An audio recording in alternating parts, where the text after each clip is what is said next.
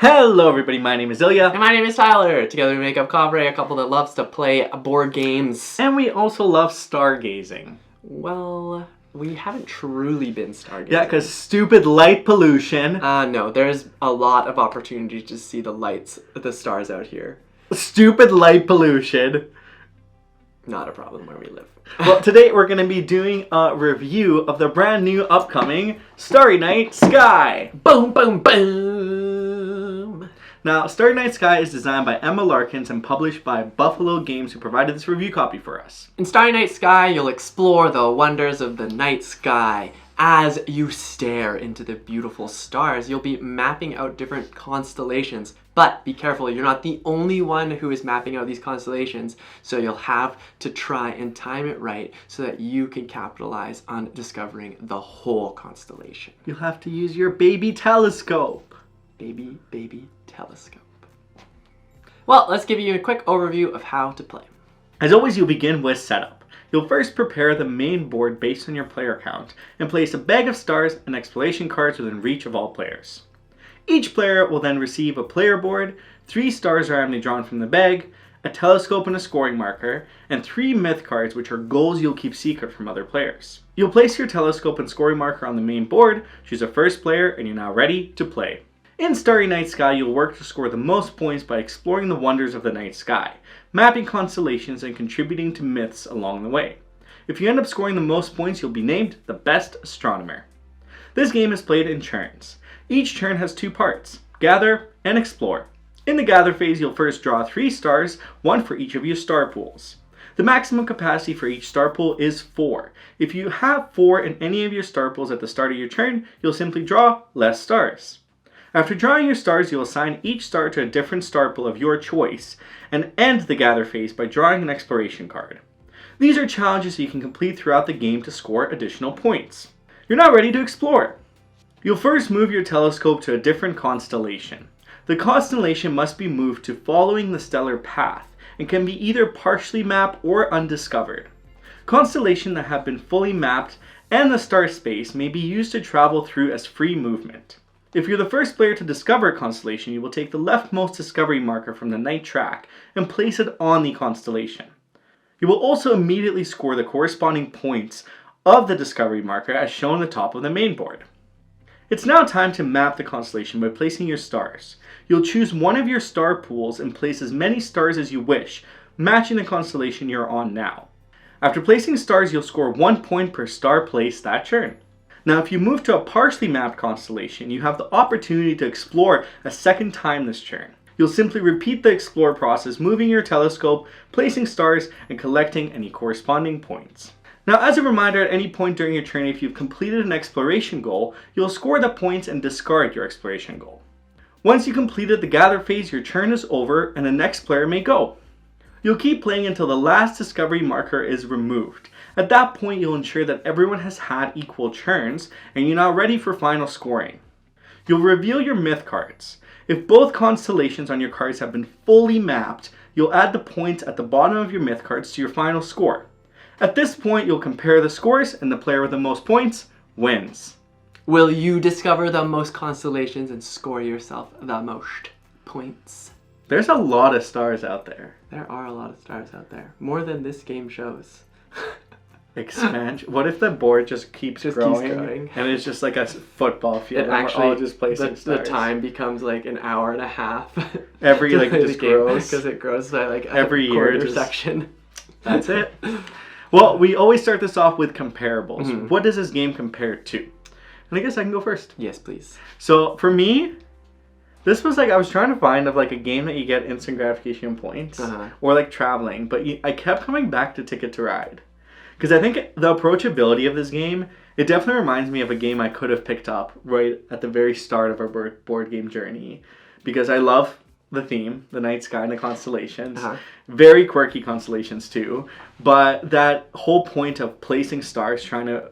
Mainly like the myth cards. That's what kind of made the connection for me for Ticket to Ride. Right. Because you have to map 2 kind of separate constellations or have them fully mapped. You don't have to be the one to map it. And then you get those points. And it made me think of Ticket to Ride because if you connect the 2 cities, then you get points. So, yeah, that was mine.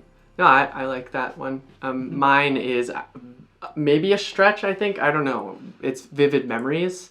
And I think it's they're both like abstract-y type games, but I think like Vivid Memories does a similar thing as Starry Night Sky does, in a sense where like you've got goals in front of you that you can get. Or like goals, I guess, in Vivid Memory that you're kind of fighting for. And then at the end or of the round or end of the game, you'd score more points. And there's other various ways for you to score points throughout the game too. So I think that the scoring opportunities are kind of give me the same vibe. I definitely place them in different weightings, but yeah, this one is a lot of fun and kind of reminded me of Vivid Memories. I see that. That's a good one. So why should you check this out? Well, besides knowing those two comparables, if you liked those two, then you should probably check this game out. We think it would be a good combination. But Ilya already touched on this a little bit, but at the approachability of this game, it's very easy to get to the table, it's easy to play, it's easy to teach. There's a lot of like instant gratification that comes along with this game, and then at the end you're going to score more points. So it feels really good throughout the game, like constantly. I think also the production quality is what draws it in, because when we first played it, I immediately was drawn to the stars and I wanted to touch them and play with them, and you get some on your board so you can just play with them, and your telescope is really cool. And then once you touch the telescope and touch the stars, look at all the beautiful constellations that you have there, and they're really quirky and they're really funny. Like I like there's the distinguished houseplant, the energetic houseplant, the distinguished snail, and what's another one I like? Persuasive.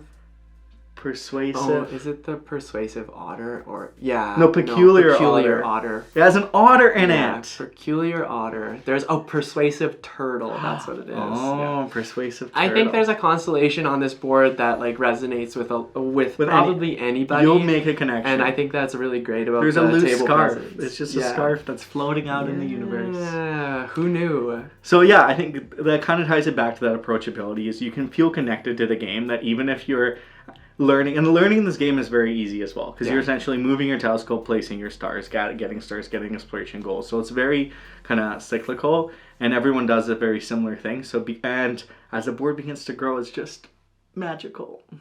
Yeah, I think that's actually one of the next points I want to bring up for a reason you want to check it out, is like you start off pretty slow in this game, which makes it even more approachable, but at the same time, when you get closer to the end, now you're able to move farther out, move farther along the board, because you can basically, what ends up happening is you move through the constellations that are already made or fully discovered, and that's a lot of fun. There are ways to like go to a partially discovered constellation, then be able to move again, and that's really exciting.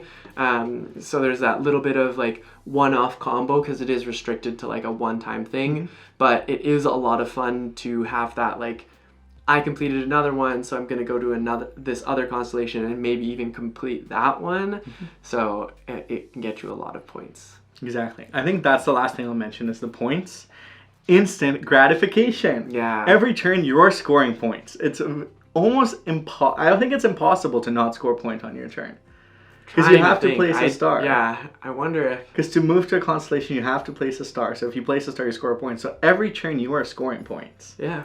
So, and that feels good, because sometimes, especially with those bonus moves, it always feels good to score points. I feel like it's happiness points, not victory points. They're happiness points. We love happiness points. We do. So that's mine, yeah. Anything else to add before we move on to our next section? No, I think that's the main reasons I would suggest checking this game out for sure. Which leads us to our next section. Why might somebody not want to check this game out? Well, with instant points come potential gaps later in the game. Because one person can potentially be like 10 or 12 points ahead of you, and that can feel a little bit defeating. Not that you can't get that, especially with the myth cards. I think the myth cards add that flavor because of the unknown, because you might score a lot of points at the end of the game if all the constellations are mapped. But it can be a little bit defeating if you're like, oh, and Tyler's 14 points ahead. He's going to score all his myth cards. I don't stand a chance. So if you like a little bit more of that secrecy around points, then maybe this game is not for you. Yeah, it's pretty open when it comes to the points because there is like a limit to how many points you're able to score off of the end game points. But at the same time, like the nice thing about the myth cards, I'll say, is that like everybody has them. They're all different, and people end up contributing to like your goals unintentionally. Yeah, it's very fun. So it's pretty cool to see how it like pans out. You're like, oh, somebody ended up scoring a lot of points off of actually making me get this goal. But here Tyler got all my myths. How nice of him. I also like the progression of like the points being the point difference of collecting them or discovering them afterwards, because the later on, the more points they're worth. But again, that helps you close that gap, but the gap can exist, and if you're not scoring your myth points, it can kind of feel unfortunate. Yeah. I think the other thing I'll say with this game is there's 3 colors in this game, red, blue, and yellow, and those colors, they're scattered throughout the circle. I think what they've done, if I remember correctly, is that there's a neat little distribution of like there's mostly red stars here, mostly blue stars here, mostly yellow there, but like at the same time, if you are stuck in the yellow section and you draw some stars and you don't get any yellow, well then that leaves you in a little bit of an unfortunate situation where you're only going to be able to place like maybe 1 or 2 stars based on where you're able to move, and that can again lead to this defeating piece where it's like, oh, I'm not actually scoring a lot of points here.